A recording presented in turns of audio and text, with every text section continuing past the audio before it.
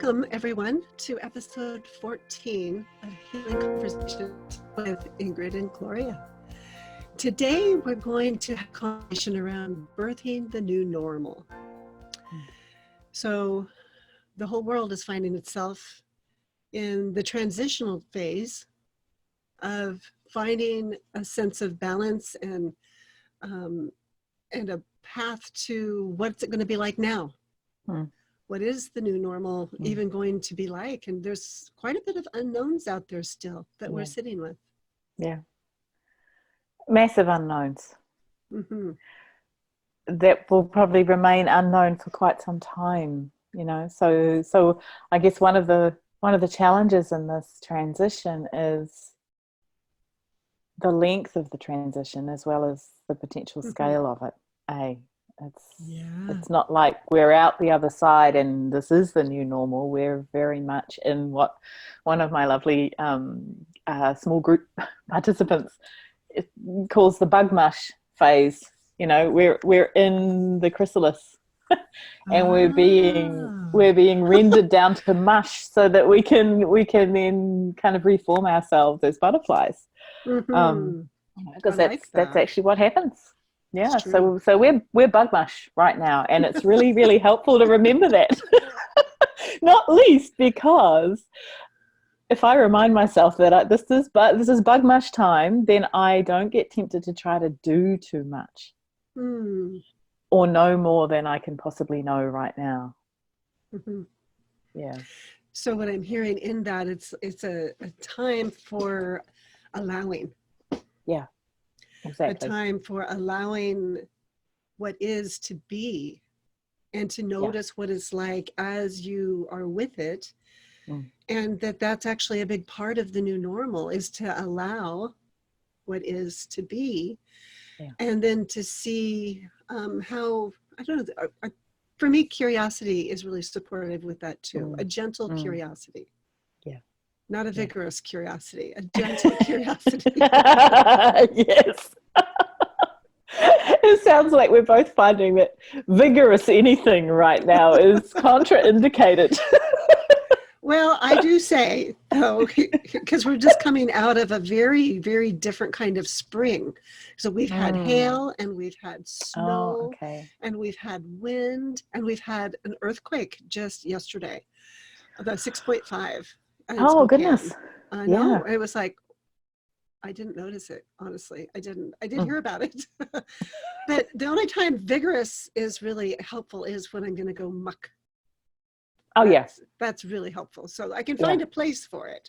Yeah. And that can be really healthy. It can be very healthy to stimulate our whole sense of self.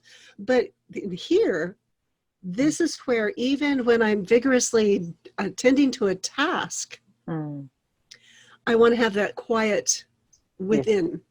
Yes. That's allowing, that's sensing. Because part of the birthing process, in my experience, is we're actually birthing more of our multisensory beingness. You know, that's part of the evolution of what is, that we're called to allow. And then it's through the experience that we begin to discover the newness and recognize the opportunities that are now forming. Yeah. And the image that comes to my mind when you say that, Gloria, is that the birthing process is actually one of expanding rather than of pushing ahead. Which is funny, really, from a metaphor of birthing, right? But I suppose what we're saying is that we're the mother, as well as it's a mothering metaphor rather than being the child who is being birthed. Which is quite a shift in perspective, actually. Yes, definitely. Yeah. And I don't know, it's like, do we have the capacity to expand ourselves to allow our new experience to inform us? Yes. Yeah. Yes. And so there's a mindfulness practice. So a practice that I find very supportive Mm. is a contemplative, but a very mindful, um, which is paying attention. Mm-hmm. Are we paying Mm. attention? Mm. Are we Mm. noticing? Yeah. Yeah. Yeah. And I suppose I'm finding, because we're in autumn here, Hmm. and it's been very dry where I live for months. I've had just enough rain to keep the plants just hanging in there. Um, Yeah. but over the weekend, we had about 85 millimeters of rain over, Wow. 2.5 days, 3 days, which was fabulous. So quite heavy at times and then softer and still reasonably warm for the Mm-hmm. most part. So this beautiful feeling of the whole Mm. earth soaking up this Mm. nourishing moisture. Um, and what I really noticed myself experiencing was the relief of that. Mm-hmm. And there was a sense in which the nourishment and the replenishment that was happening kind of for the land that we live on was really also nourishing me Yeah. and helping me to slow right down, Mm. helping us all to drop into a more kind of relaxed, accepting place with what is happening. Mm-hmm. Um, on one of the days over the weekend, we all agreed, that the four of us would spend the day doing things together, playing games and watching a movie, and we cooked a really lovely kind of um, slightly special but also kind of comfort food dinner, Mm-hmm. and really intentionally choosing to set aside that day to do that rather than kind of just pottering Mm. around and all doing our own thing was Yeah. really, really supportive as well. So being Yeah. really relational. Being very relational. Yeah. Yeah. And also really trying to eat lunches and dinners together Mm-hmm. as much as possible, and breakfasts if we can get the teenagers out of bed in time to have breakfast, which is a little bit of a challenge, but Uh-huh. the commitment to building in Yeah. some structures that support connection and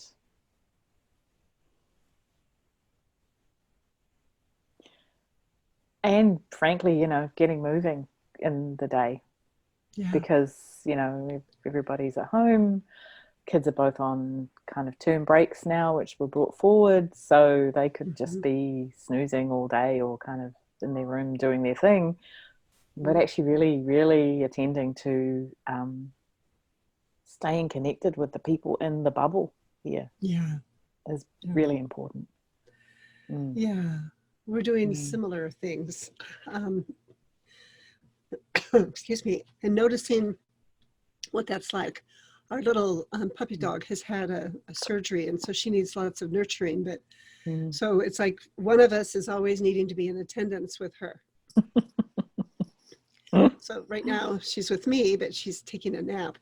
But then Mm. when I have other things that I'm going to need to do, then I'll take her in and she'll be with our son Mm. and she'll take a nap with him. But there's Mm. something so nurturing when we're healing. And through this Mm. time, there's a lot of healing that's needing to take place. Yeah. And so when we can allow ourselves that space to rest Yeah. and to be with what's Yeah. happening, and also not to be alone, I guess. Yeah. So there's ways Yeah. to find connection, even if it's just on the phone, Yeah. video, Mm. social Mm. media. Those Mm. can actually be used in wonderful ways Yeah. to gather community together. Yeah.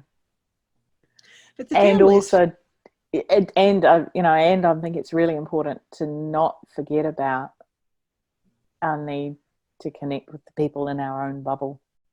yes, I was thinking my yes, daughter came and sat with me a few days ago and just, and yeah, she was having a not so great day, and what she named was that although she can stay connected online with her friends, she really is realizing that she's missing the face-to-face contact. Yes. And is needing options for while we're in lockdown for that kind of connection. Yeah. And actually realizing that one way that she could have that, sorry about that, was to come and do stuff with me and the horses. Yeah. Fun. So yeah, how lovely. Yeah. So getting outside, being with the animals has been really supportive for us here, because they love this. From their perspective, this is great. People are around doing what looks to the animals like much more sensible things than we're often doing. Hanging out, doing nothing very much makes a lot of sense to them. So yeah, quite a lovely opportunity to look at it from their perspective even more. Yeah. True. And then the hanging out thing is really great. It's nice. I know in our family, there's the three of us at home, and then we have our little dog with us here too.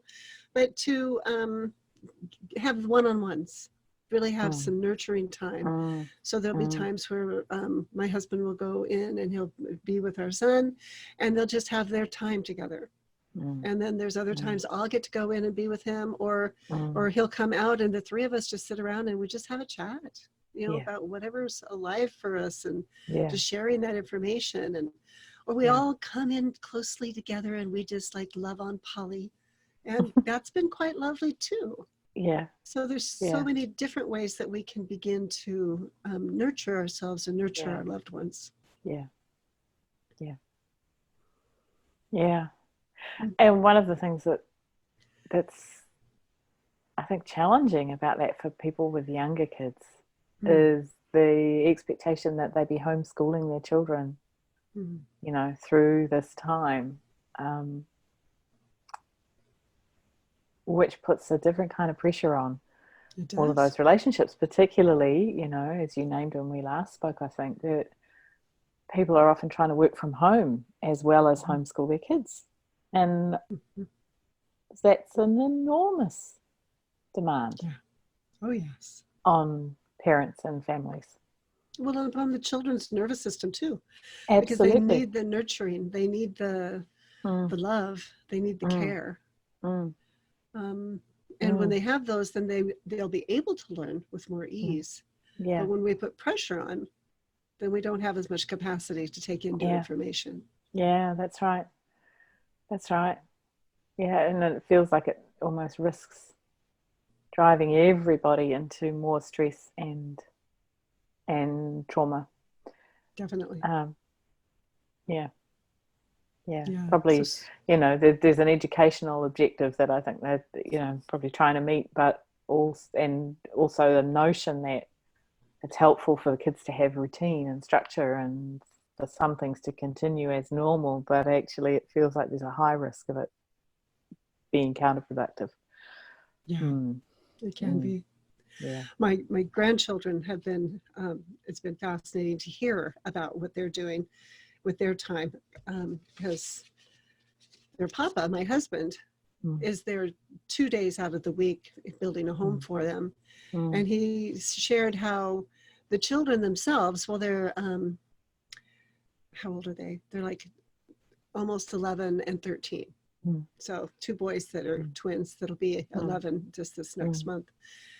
And then my granddaughter's 13, and they have a schedule that they've devised for themselves. So they're quite, children, when we give them the opportunity, are high creatives, and they can have fun with it. And when it's fun and they can be playful, they're all about learning, because that's how children learn best, is through play.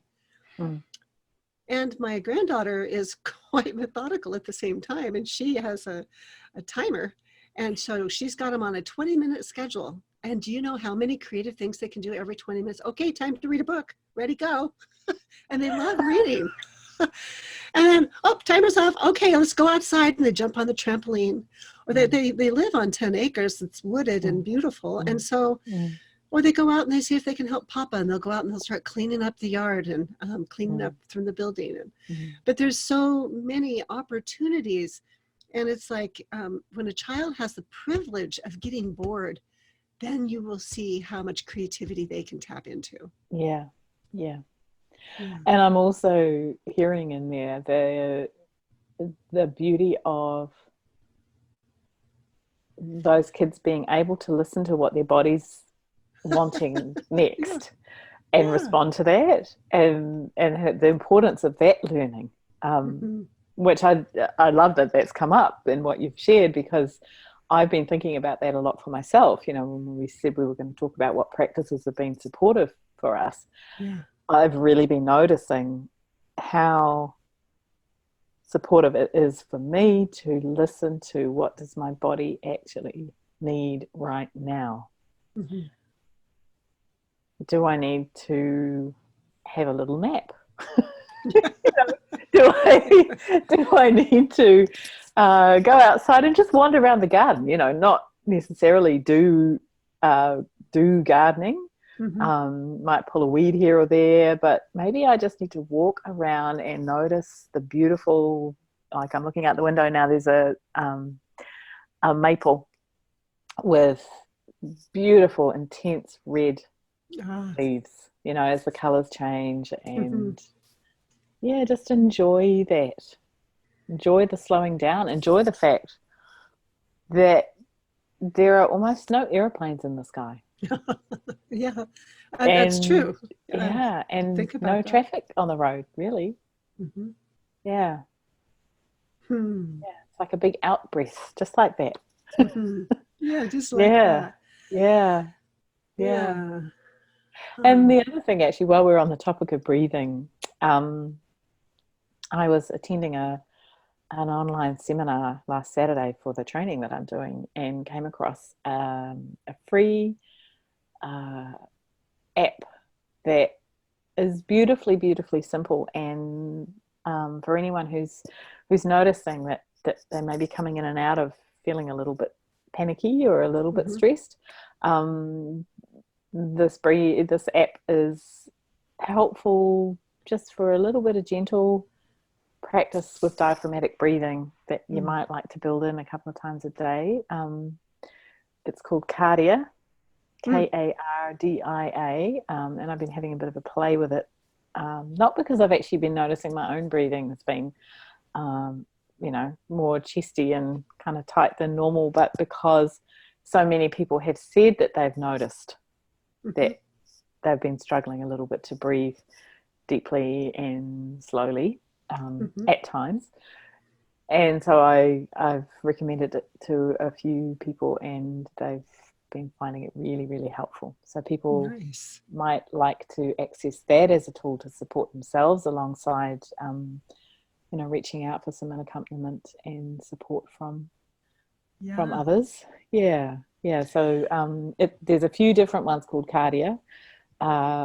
This one's the breathing app. I love hearing about that. I'll have to check it out. There's another thing that can be very helpful for people, because there's different types of meditation. One of them that's really helpful when we're listening to the body is that I've enjoyed doing, that can actually release a lot of pent up, kind of stuck emotions, is to turn on some music that has some rhythm to it. And then you stand in place, and then you just start to bounce, and it lets your all of your joints kind of move in and out, and it starts to actually just let your body move however it does, and you can't get it wrong. Just to move your body and shake and allow with the rhythm, and find your own beat and your own rhythm, and just to do that for a period of time until you feel like then your body's done, and then you see where you go next. And you can so it's like to have to play with it. But what that can do is it actually does help to really release trauma that's in the body, just like the animals in the wild. If they've gone into that fawn with the freeze, Mm. temporary like voodoo death. But Yeah. when it's safe, they go and they shake. So it's like Yeah. shaking out Yeah. stress and the worry or the anxiety. Mm. Mm. Yeah. Yeah. So it sounds like what we're finding really supportive right now is um, a lot of body-based practices that allow us just to be where we are Mm-hmm. and it's almost like allowing the body to lead Yeah. in this birthing process, Mm-hmm. which kind of feels perfect as a way to think about it. How lovely. Yes. Yeah, isn't it? Isn't it Yeah. It's lovely? nurturing. Yeah, it is. And I think that for me is a really helpful way of keeping myself in balance between, the grieving process that we talked about in our last conversation Mm-hmm. and the sense of possibility Mm-hmm. that's coming through. Because, we talked last time also about the ways in which when we can't be with a painful experience, we want to shift into our left hemisphere to Mm-hmm. get away from it, to strategize, to blame, to all of the left hemisphere kind of ways of staying away from it or trying to fix it, Avoiding. Yes. avoiding. And Mm-hmm. one of those left hemisphere strategies is defaulting to optimism. Yes. And so Yes. it's felt very important to me to stay in balance between grieving, allowing fear or worry, um, and being open to the possibilities, but without pushing forward into the possibilities too strongly or too early. And what I notice is that if I let my body lead, Mm-hmm. then um, then possibility is always a part of it. But that's very different from mentally trying to think of good things about this current situation or what could happen next. Mm-hmm. Does that make sense? Yeah, it does. That there is a balance in there of actually your finding your balance. And you could tip one way or you could tip the other. And do you Mm. notice that you're tipping? Yeah, You know? yeah, So yeah, that in itself is a practice of yeah, noticing and yeah, slowing down to be with yeah. and not judging or making it wrong, but No, acknowledging the need, which brings you right back to yeah, center. yeah. So these are all centering practices, is what I'm I think hearing. they are. I Yeah. think they are. Yeah, Grounding and centering. yeah, Yeah. yeah. And, Mm. and nature really can give us lots of models for that when we Yes. can look at nature. So being with the animals, being with the trees, being with the Mm, water, being in the mm, ground, mm, um, mm. earthing is, right now it'd be kind of Yeah. difficult for me to go do earthing. It's so cold, but you might enjoy it. Yeah, I'm looking earthing still works for us here. but I'm looking forward to the earthing I'll get to do because the plants I Yeah. just saw, I took a picture and I posted it. Um, because this morning I took a picture and these beautiful purple bulbs are just starting to come up and they're so Mm, pretty. And mm. then this afternoon there's a picture that goes right beside it. Everything's covered in snow. Yeah. So, but it's Yeah. still happening. The birthing is still happening, even Yes. though all of Yeah. these different flavors are here too. Yeah. So find the beauty in it. Yeah. Yeah. Yeah. Mm. Yes. And Yeah. And I suppose, seasonally, if I think about, because we're absolutely in autumn now. Um, every year I love the process of mindfully attending to what wants to be let go of and composted. uh-huh. Yeah, as we go through Coming autumn and back to the into bug winter. mush. Yeah. Yeah, that's right. That's right. So natural processes provide us with lots of Mm-hmm. rich metaphors for the experience that we're living through. Mm-hmm. Mm. And I do find that I really savor it. We've had a few days where the sun just came out and shone in all its radiance, and the wind calmed. And I went, pulled a chair and set it out in the middle of the backyard, and I just soaked up the sunshine, just the listen to the horses nicker, and the cats come up and want to, you know, sit on my lap. And then the next day the wind comes up and knocks the chair over, and it's like, well, that's just part of it. Yeah. You know, it's like, yeah. Yeah. Oh. Yeah. Mm. Yeah. So rather than judging it and making it wrong, seeing, well, how do I move with this rhythm of life? Yeah. Yeah. Beautiful. Mm. So if people want to reach out to you, Gloria, and explore this, how can they do that? Well, you can find me at my website, healingyoursanctuary.com. You can reach out and you can just send me a message, and we can get together and have a chat. And there's also an invitation to join with community there. And so wanting there to be like a forum, like I think you have a forum on your site, don't you? I do. Yeah, I do. Yeah. Yep. Yep. And I, like you know, I'm also running small group gatherings online through this time. So yeah. Lots of ways to connect. Yeah. Lovely. Well, I highly recommend Ingrid's forum. It's quite beautiful. There's new emerging things there that I find so delightful. I'm very inspired by it. So I just want people to check it out. And what's your site again? IngridGunby.com.